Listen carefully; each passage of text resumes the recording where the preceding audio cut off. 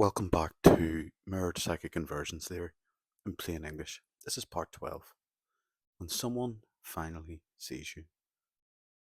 This is the part where the survivor, in the thick of recursive grief, starts to speak the truth, not perform it.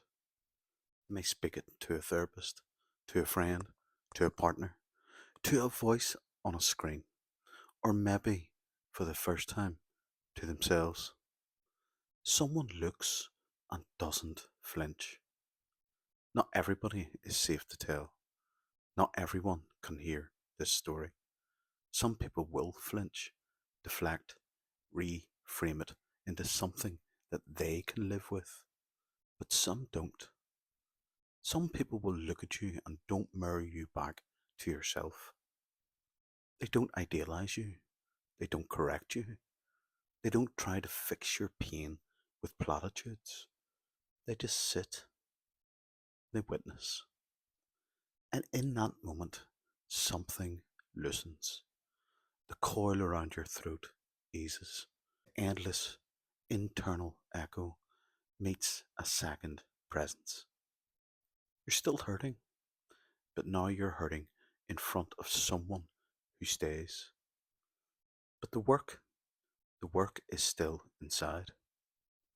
Here's the truth that no one wants to hear, even with best therapist, the most attuned partner, the kindest witness.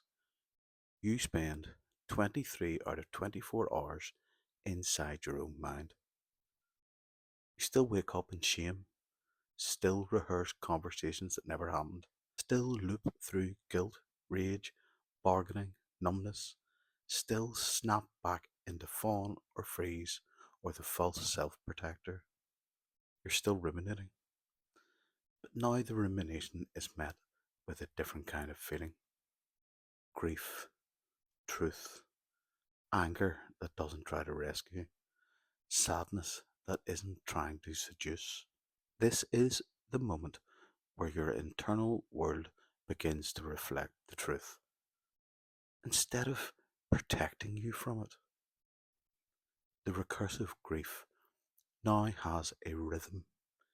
You start to notice it. The grief arrives in waves. The redeemer ego rises up. Maybe I could still fix it. The false protector leans in.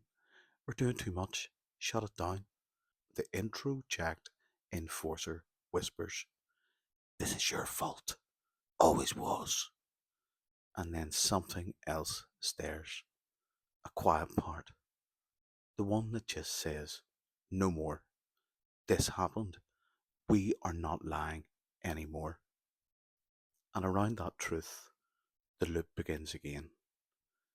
But each time it spirals with a little more clarity. Object relations becomes your work. Now, it's not about the narcissist. It's about everything inside of you that still acts in their name. The internal voices, the relational reflexes, the false bonds you form with your own self-concept, the family dynamics you thought were love, but were really control. Your pseudo-false self has always been in charge. You didn't know it had a name, but now you do. It was the one who kept the peace, the one who turned on the truth self to stay attached, the one who negotiated with the abuser. Now it is tired, and now it's time to begin listening underneath it. The Redeemer ego is the next frontier. This part of you isn't evil.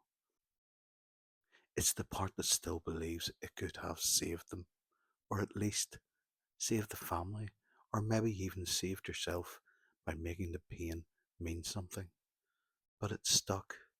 It wants resolution from a loop that never ended. It keeps reaching back, and it will keep looping until it sees its job is over. That the person it wanted to redeem is not coming back. That the child it tried to protect never got what they needed. And that now the only thing left is truth. The witness, the one who stays, is sacred. but they cannot do this for you. You will spend most of your time healing in silence, in reflection, in recursive pain. But slowly, as the false voices quiet, the truth self begins to speak. And what it says isn't always beautiful, far from it, but it is real.